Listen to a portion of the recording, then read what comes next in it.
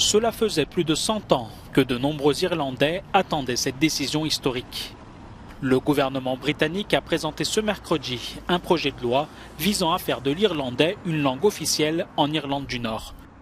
Alors que le parti nationaliste du Sinn Féin salue la décision de Londres, les unionistes s'opposent à cette évolution qu'ils considèrent comme une menace pour l'identité britannique de l'Irlande du Nord.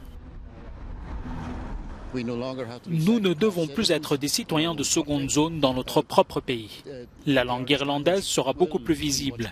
Elle pourra être parlée devant les tribunaux. Cette législation vieille de plusieurs siècles sera supprimée.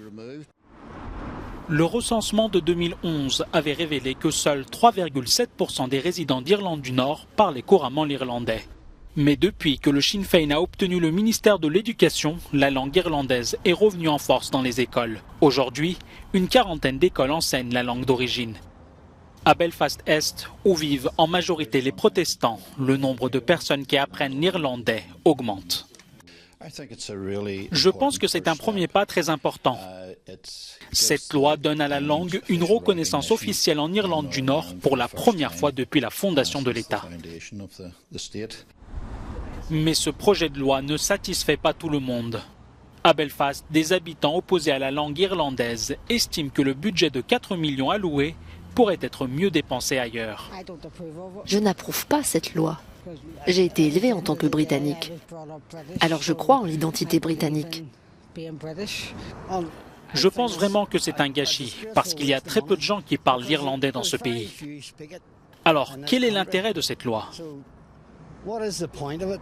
C'est du gaspillage parce qu'ils pourraient mettre cet argent dans le système de santé publique qui en a vraiment besoin.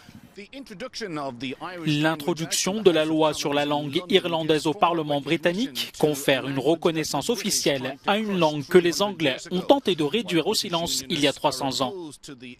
Alors que les unionistes s'opposent à cette loi, affirmant qu'il s'agit d'une nouvelle concession faite aux nationalistes irlandais, des habitants de la région estiment que cette loi permettra non seulement de sauver un élément de la culture irlandaise, mais aussi de promouvoir une langue qui était sur le point de disparaître. This is Ken Murray for Euronews, West Belfast in Northern Ireland.